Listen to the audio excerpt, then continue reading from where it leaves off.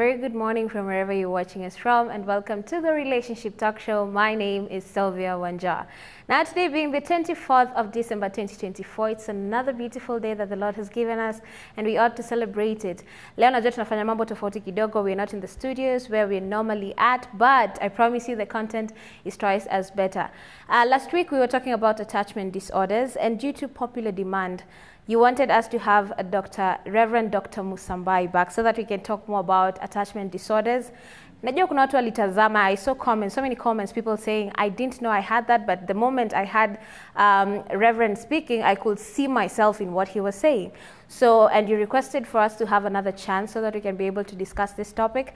And who are we but to oblige to your needs, okay? So with us today, we have Dr. Charles Musambai so that we can be able to talk about this particular issue of attachment disorders. But this time, we're going to be looking at a specific issue when it comes to self-esteem and personal identity, okay? And how attachment disorders affect that aspect of our lives. Remember, you can follow MBCI TV across all social media platforms, be it YouTube, be it Facebook, TikTok, Instagram as well. And remember, my social media handles are at official Sylvia Wanja on all social media platforms. Remember, MBCI is a big family comprising of both TV and radio. So if you can't follow through with what we're doing on TV, you can tune into the radio where we have amazing shows and timely news for you as a believer to make sure that you stay up to speed with everything that is happening, okay? So remember, if you have any questions, any comments, any opinions, you can send them through our numbers 0721 105 that is WhatsApp, and also normal text message 23814 short code, which is absolutely free. And also MBCI TV Facebook page down in the comment section, and MBCI YouTube official down in the comment section. So without further ado, let us get the guest profiled and get started on today's conversation. Reverend Charles Musambai is a multifaceted leader serving at KAG Springs of Life Chapel in Gilgil. With a heart for ministry and a passion for helping others, he also works as a counseling psychologist and a trainer at KTTI, where he empowers individuals through professional and spiritual guidance. Married to Pastor Rachel Musambai, Reverend Charles is part of a dynamic ministry team that reflects their shared commitment of faith and service. Together, they have built a beautiful family embodying love, unity, and dedication to God's work. Known for his compassionate approach and ability to connect with people, Reverend Charles combines his expertise in psychology with his pastoral calling to address emotional, spiritual, and relational challenges. His ministry emphasizes healing, growth, and equipping individuals to live fulfilling Christ-centered lives. Through his leadership at Springs of Life Chapel and his professional contributions, Reverend Charles continues to make a meaningful impact on his congregation and the broader community. His life and work stands as a testament to his dedication to faith, family, and service. Now that is a Reverend Dr. Charles Musambai with us. So without further ado, let us get started on today's conversation. Hello. Hey to you. How are you? I'm well. Good morning. Good morning. It's an eve of Christmas. Yes, tomorrow is going to be an amazing day. Najua matayarisho yameanza pale nyumbani. Kama ni kondoo kuchinjwa ameletwa home. Kama ni shopping, watu washaenda shopping. So yes, we are happy. We are looking forward to tomorrow. We thank God. Yes. Thank you for having me again, for allowing me to be part of what God is using you to do. Amazing. Special to our society today. Thank you so much. Thank you too. Actually, people demanded to have you here after last week's show, and people discovered a lot through that particular show and requested that we have more of it because hatuko tumemalizia vizuri, so they were requesting we be able to finish through with it. And alafu we know the year is coming to an end, so we don't want to finish the year with things still pending. We want to make sure that kila kitu tumeput our house in order.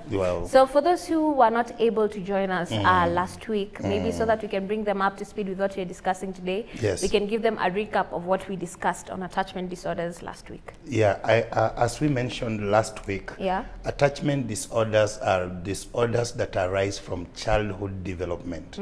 And most of the time they arise because maybe the child has undergone a deficiency, not just what people may call maybe dietary deficiency, but relationship deficiency.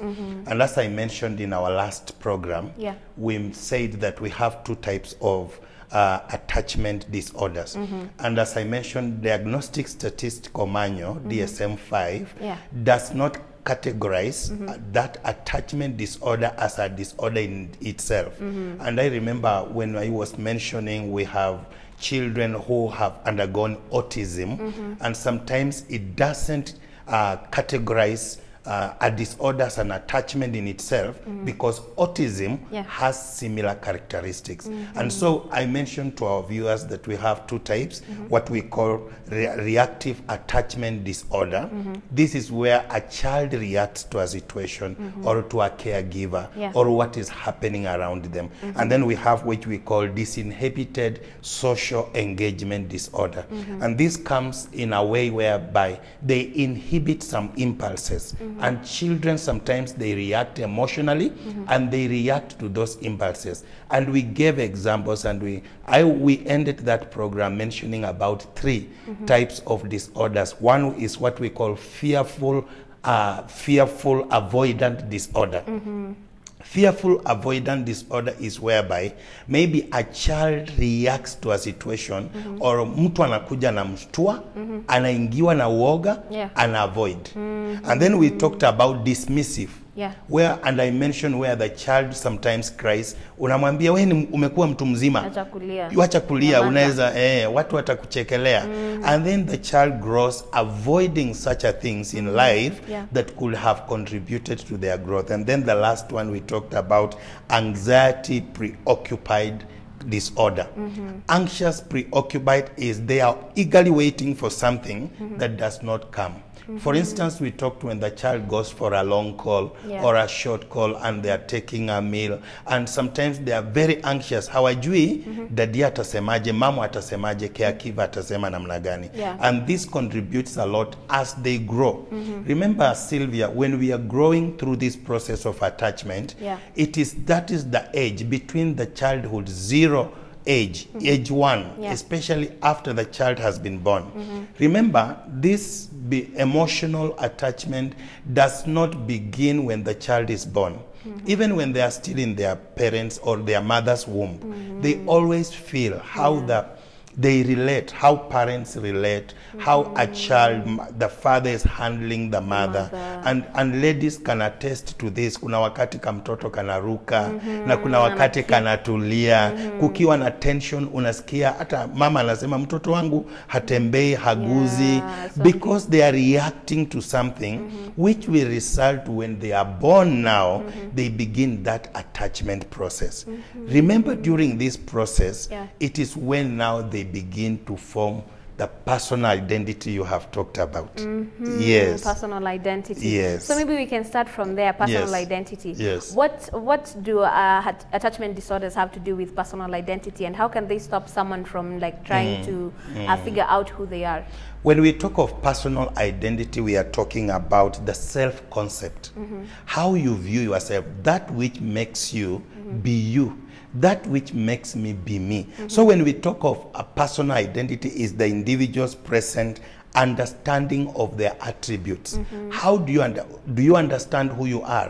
What is inside you that makes you be that person?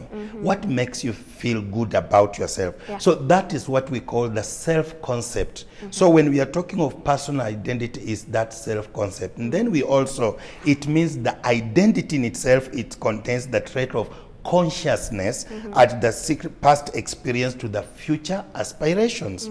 So that it contains the trait of our conscience, the state of our conscience in what we have gone through as in relation to what is going to happen to us in the future. And remember, self-identity brings out the self-concept and the self-consciousness, and it is shaped. I mentioned about Erik Erikson, who is a scholar who deals with developmental stages.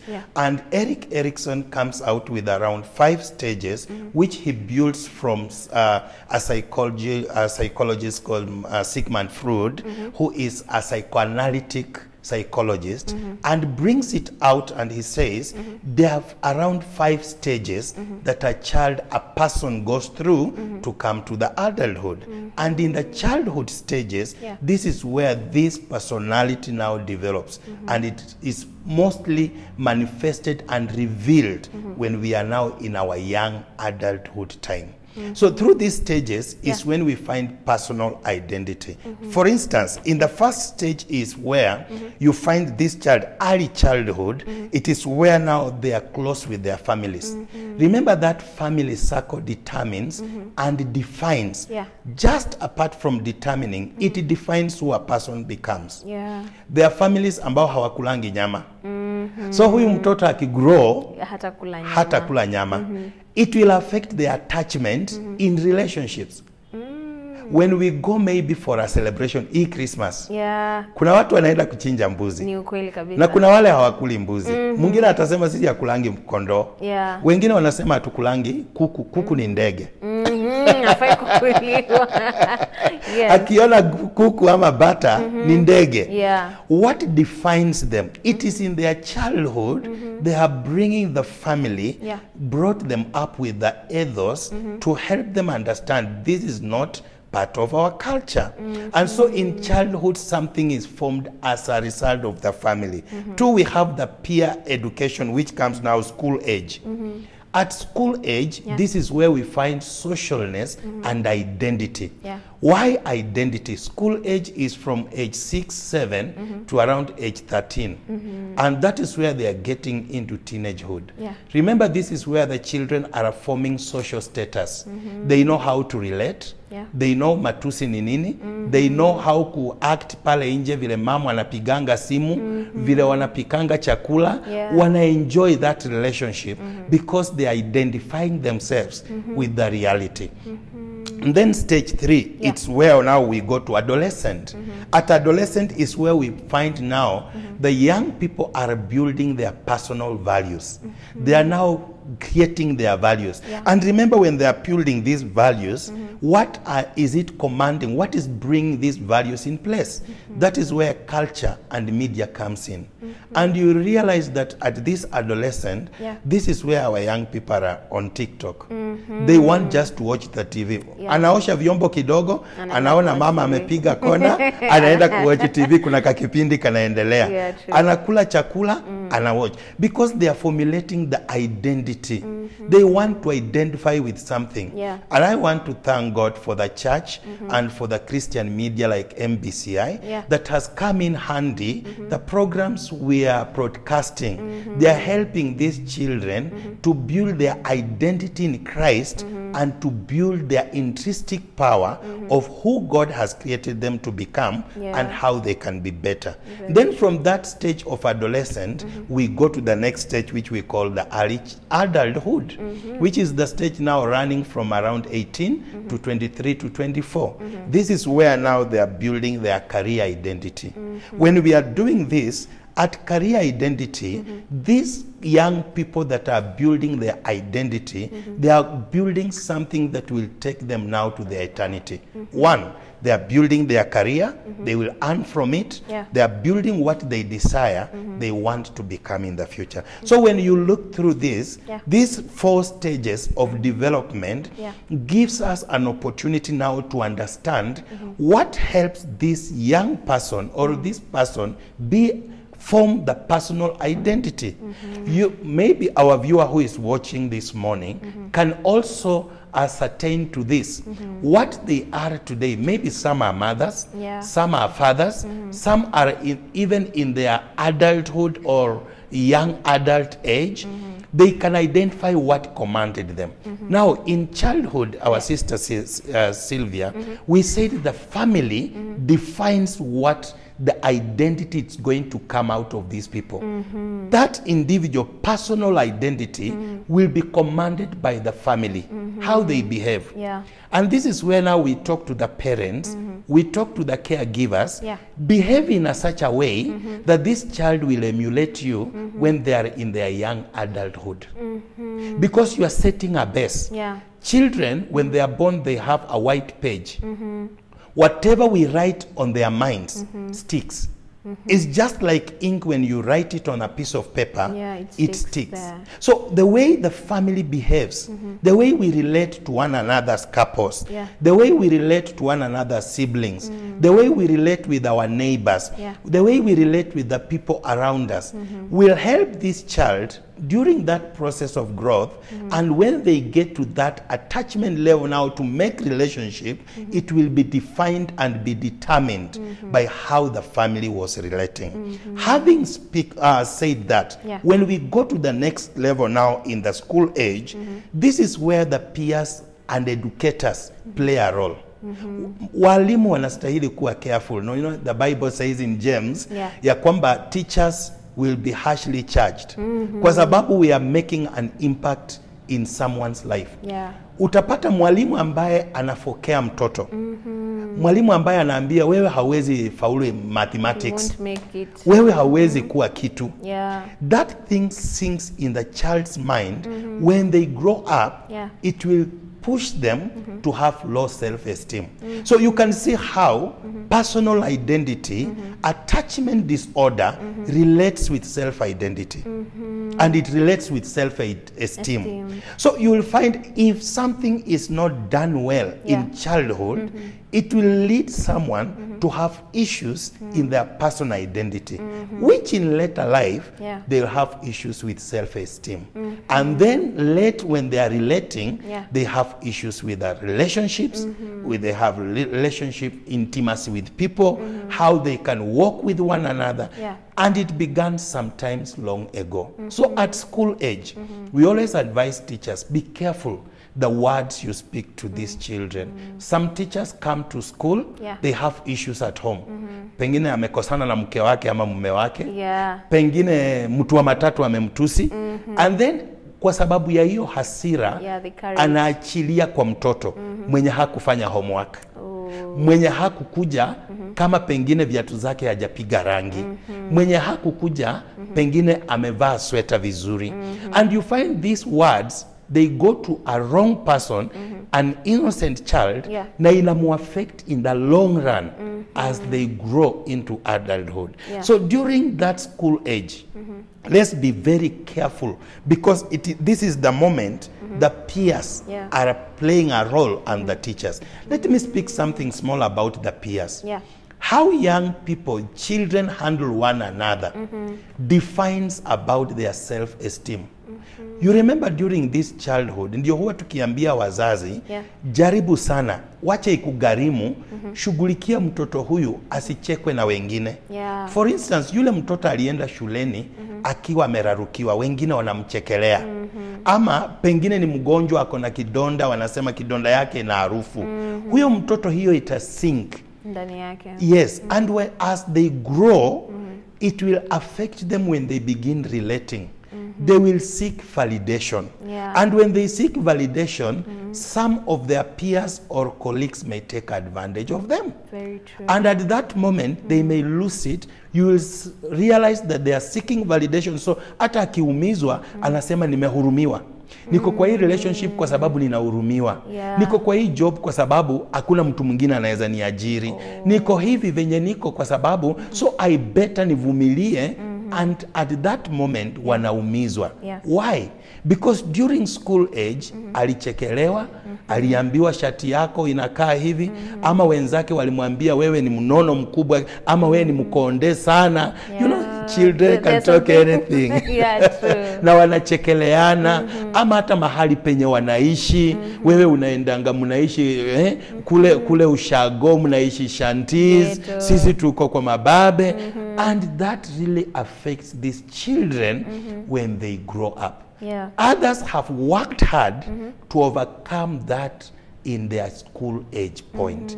Na unapata wana work extra hard, anataka afanye bidii, akuwe in high class level, residential places, because of what they went through in their childhood, because it's going to cut across. And that is why now when it comes to that age, which we call professionalism now, at the young adults, they look for people to enjoy how they do it, professionals, if they are doctors, architects, pilots, and they bring them on board, and it works through the process. Wow. Yes. I'm loving how we are trying to look at the underlying issues and how they are the ones that are affecting us now to a point of having attachment disorders. Inatoka kutoka pale chini. The way you were brought up, the environment that you were exposed to at a young age, they cause you to, they make you react in a particular way. True. And now when we talk about personal identity and attachment disorders, there's this issue of people with attachment disorders overlooking their needs and desires. Yes. And sometimes they don't even know exactly what they want. True. And how can that be dealt with? You know, Sylvia, one, we need to understand what shapes this personal identity. What is shaping our personal identity? What shapes the personal identity, number one, is the family dynamics. You know, when we talk of dynamics, is the system that we have and what makes us to be that family. Are you aware there are families ambao huwa wakisema hapa hakuna kukula kwa jirani? That is it. And that shapes this child, hata akiwa kwa ofisi ama akiwa kazini ama akiwa katikati ya wengine hawezi kula. Now it commands this child when they grow in adulthood, watu wanaweza wa categorize as selfish. But they are not selfish. Ushawaenda bash and then munakutana mabeste, alafu mtu anashindwa kukula. Anasema mimi anaringa. Akulangi chakula yetu, anaona kama ni chafu, anaongeza maringo, sijua anatubeba aje. You need to understand their background. What shapes this personal identity? Family dynamics. Number two, what shapes our personal identity is our peer groups. The peers we work with. Ukichukua mtoto mwenye ame grow up in milimani na mtoto mwenye ame grow up slum yoyote kama tuseme Bondeni, where I come from in Gilgil, Bondeni, alafu waweke na mtoto mwenye ame grow milimani, they are two different children. What the milimani children are doing now, sai already wamewasha the candles and everything, Christmas lights, Christmas tree imekuwa shopped, they are looking forward for the gift. Mtoto wa Bondeni hata sahi hajui kama kuna Christmas. Anaisikia tu mahali. The environment has not changed. So peer groups can also dictate or can shape your identity, personal identity. Number three, our cultural context. Our cultural context is where we are born and raised. When you go to US, they always begin celebration of Christmas in the month of November. Mid-November, they are already on it. I remember, is it in France, where the waliwasha taa, was it on 1st December? And it's lighting the 30 days up to the eve of the new year. So different cultures define people and it shapes their personality. And then we have what we call the education setting. Students who have schooled in public university and those in private university, ukiona vile wana behave, ni tofauti kabisa. Ni kama wale nowadays the young people joke wanasema wale walisomea group of schools na wale walisomea polling station. Siku kura zinapigwa, mnaambiwa mkae nyumbani. Msikuje shule. Group of schools, they are already going on. So it also, our education setting can also define how our personality, how we behave. When you go to group of schools, there are set tables, table manners, the way they eat, kuna ile plan, the status and everything. Kuja kwa hizi zetu za polling station. Why? Kila mtu sahani yake, hakuna hata kijiko, tumia mkono, a lot. Everybody for himself. So we are shaping the personality, the personal identity. We are shaping it, and then the media exposure. Watoto wetu wenye wanatumia sahi simu, Sylvia, na wale ambao wako kwa TV. Are you aware kuna mtu ambaye ako maybe 20 something na haja watch TV? Hata hajui TV vile inakaa. 20s? Yes. Hata ile ya neighbor tu kana kuchungulia. Yes. I want you to go to a place like maybe in down there, and I have no issue, but go to mashambani kabisa. Uko ndani mashinani. Penye hakuna simu, hakuna hata stima. Hakuna stima. Longileani kule, like Turkana, I went for missions deeper inside. When they see the phone, wanauliza hii ni nini. So you can imagine that one can also shape the personal identity. Now coming to your question, why do they behave the way they behave? Most of the time this behavior is hata wao wenyewe hawajua na behave hivyo. Ni sisi ambao tumelelewa in a different environment ndio tunawaona wako off the rig. Ni kama wako outside. But with them they are very okay in whatever they are doing. They're very comfortable. Very innocent, comfortable with their lifestyle, and now it pushes them when they hear us speaking. Kwa nini ana behave hivi? Inaanza ku arouse some curiosity, and that is where now the self-esteem issues comes in. Wanaanza kuji-isolate, wanaanza kujiona, okay, kumbe sio normal, mimi sio normal kama fulani, kama watu wengine. And then the moment they begin to seek their way to come to normality, now it gets to a point where they now begin to be affected, and it can lead them to an adverse effect in their growth. Yes. And when it comes to personal identity, can you find your personal identity outside of all these other influences, or one way or another lazima tu utakuwa influenced by the things that are surrounding you? It is possible you can find it away. The moment you move away from all these environments, you begin being cultured with a new thing. For instance, when we are away from our family setting, we get to a working place. For instance, mtu mwenye ametoka in Africa akaenda in America, or in America akaja Africa. There is something that will turn them around to identity of what they feel from their inside. These are just the core ones. But the change of environment and doing something else can bring up, even you find yourself changed. Mtu mwenye aliniona nikiwa high school, today akiniona I'm a different person. Because a lot has gone around, and we have learned from the environment around us. Yes. And when it comes to personal identity, what does self-awareness have to do with it? Self-awareness now helps you to know what you are made of and your capability. Your ability is defined with self-awareness. What can you do about, what are your strengths? What are your weaknesses? What is within your ability to do? This personal identity, it's shaped with self-awareness. Remember, you can be given a responsibility that is beyond your ability. Are you able to say no? Now, self-awareness helps you to identify who you are, and then in decision making, you can do it with an informed mind.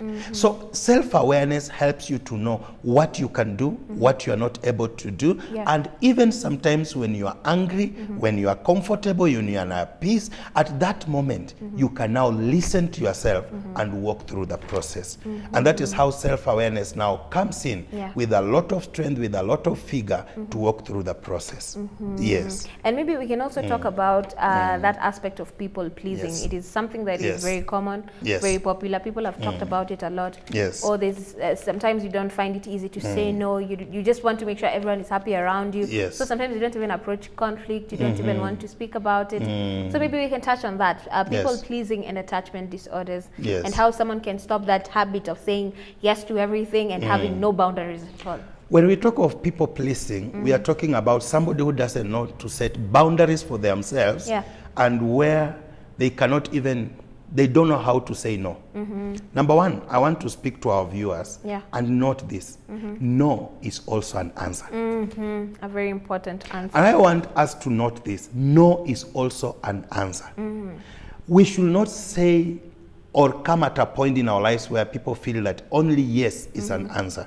Saying no is also an answer, especially on femicide, or especially when we come to these issues that relate with the environment and relationship, intimacy. Learn to say that, to understand no is also an answer.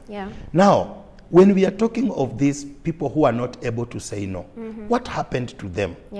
In their childhood, whatever they were asking. Unaonaga hawa watoto akienda supermarket analilia gari ananunuliwa. Akitaka lollipop anapewa. Akitaka ndizi anapewa. They have never been told that in life there is something you can lack. So they grow knowing everything I want is mine, and they can try to push it to the other people ya kwamba hata wao nikitaka kitu kutoka kwako lazima unipe na usiponipe nitakunyang'anya. I'll take it by force. Yes. And that is how some people have found themselves in going in crime. Yeah. Kwa sababu alipenda hii nguo yako, allow me to use you, alipenda hii dress yako na hangeipata. Na akakwambia nisaidie nivae, ukasema mimi I don't share. Ulipoiweka kwa ulipoifua ukaiweka kwa kamba, unapata iko missing. Yes. I have to have it one way or another. There's no compromising. There's no, I have to have it. I have to have it. So when these people get in a relationship, the opposite person, the person in the other side, ata feel, because wao watakuwa tu wakitaka. Akisema leo nitakula kidheri, ni hiyo wanataka. If it is in marriage, if it is in relationship, they are courting, anataka, hataki kujua huyu ako wapi. Hata akimwambia nimebaki kwa ofisi, I'm busy, anamwambia I think I'm the first number one in your life. Yeah, I'm the priority. So if I say come here, you come. And at that moment, they become dictators. This is as a result of their childhood experience. They were never taught to say no. Kila kitu, it was just coming on their way. And this affects mostly, and I take responsibility for this, the last borns and the only child. In the family, because they are spoiled for choice.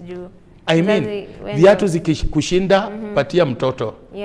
Nguo ikiwa ndogo kwako, patia mtoto. Dadi akikula abakishe, hiyo ni ya mtoto. You get, and mugeni akikuja, umeletea mtoto biscuit. It's always about mtoto. And it's centered about that child. It affects when now they grow up. They don't know anybody else. Even in relationship, kama wako married couples, dada, mama akinunua nguo yake, na mzee pengine alikuwa the only child, or the mzee alikuwa the last born, anasikia vibaya. Kwa nini huku ninunulia hata mimi kakitu? And this happens.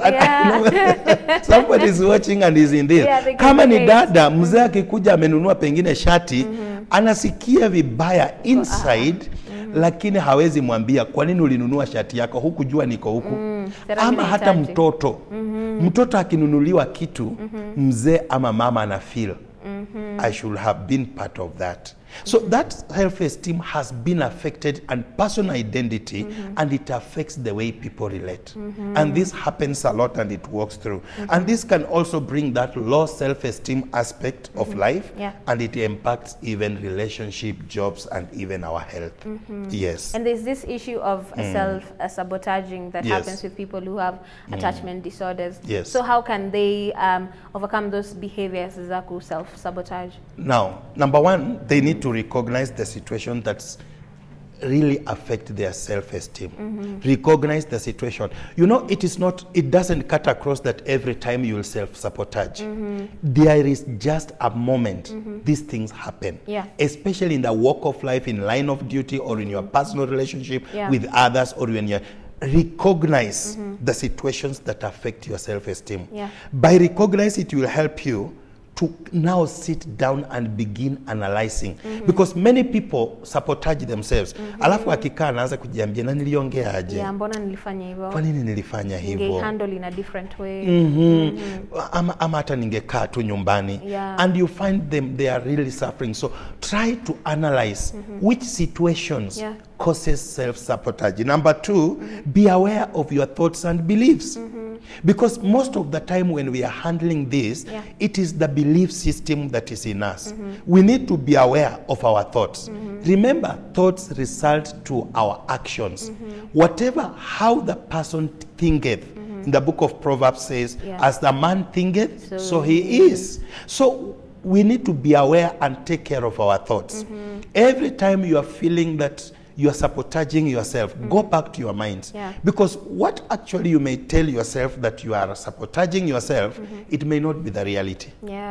Maybe it is just the belief system, or your background, or even the way you was brought up. That is how it was commanded, and it can lead to that point feeling sabotaging, but in reality it is not.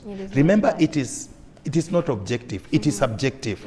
It comes depending on what is happening at that moment. So they need also to become aware of this and then challenge their negative thinking. Remember, sabotaging, most things that comes with low self-esteem, it comes from our intrinsic thinking, our thought of mind, the way we think of ourselves. Unajua mtu mwingine anaweza kuambia you look good, you look beautiful, you look handsome, you are lakini wewe ndani unamwambia ni kunichekelea. Ndio nandanganya wewe. Kwa nini? Negative thinking about themselves. Yeah. You know, some people come to our sessions and you tell them, you give them a positive comment.